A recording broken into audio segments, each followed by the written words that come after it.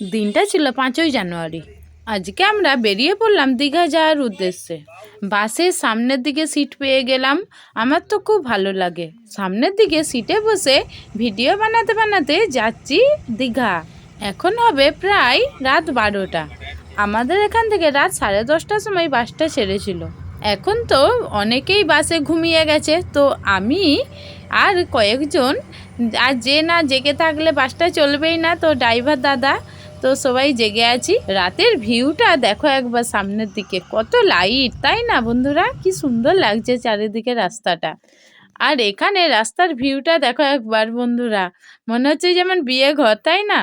এখন হচ্ছে প্রায় ভোর 4টে। তো আমরা দীঘার গেটের কাছে চলে এসেছি। ফাইনালি চলে আসলাম কোথায়? দীঘাতে।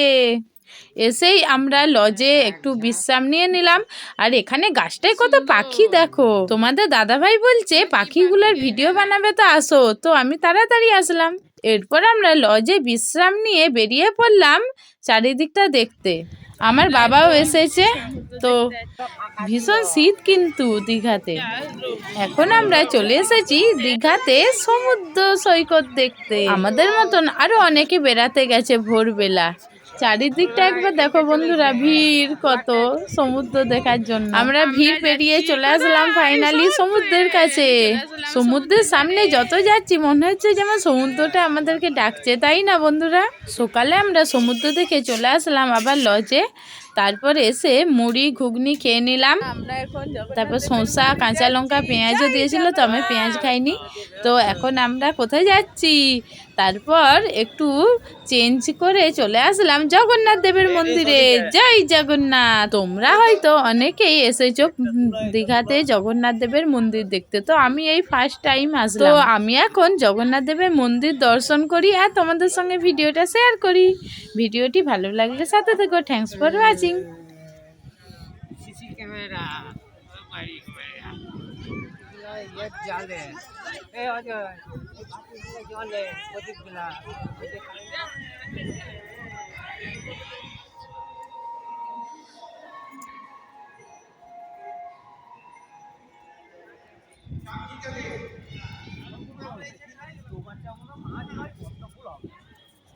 যতটুকু ফোন এলাও ততটুকু ভিডিও বানিয়েছি বন্ধুরা।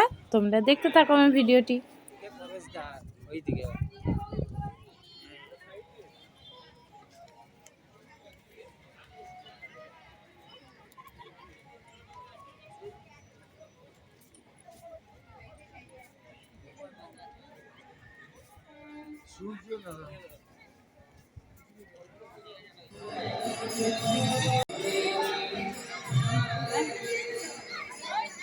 জগন্নাথ দেবের মন্দির দর্শন করে চলে আসলাম শ্রী বিমলা দেবীর মন্দিরে।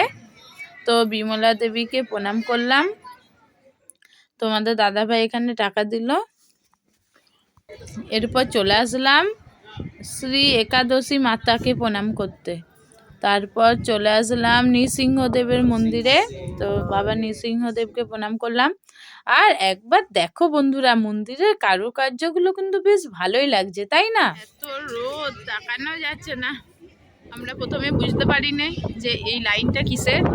তো আমরা তো লাইনে দাঁড়িয়ে পড়েছি। তোমাদের দাদা ভাই জেনে আসলো, বলছে এখানে লাইনে দাঁড়ালে ঠাকুরের প্রসাদ দেবে। তাই আমি বলছি যে ঠাকুর ধৈর্যের পরীক্ষা নেয়। তো আমরা এখন ধৈর্য ধরেই লাইনে দাঁড়িয়ে ঠাকুরের প্রসাদ নেব। ফাইনালি ঠাকুরের মিষ্টি প্রসাদ নিয়ে নিয়েছি। এরপর আমরা ঠাকুরের অন্নভোগ খাবো।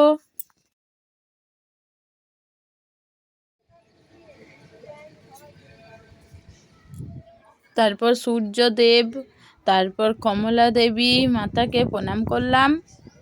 আবার আসছি পরে তোমাদের সঙ্গে। Thanks for watching. দেখাবে পরের ভিডিওয়।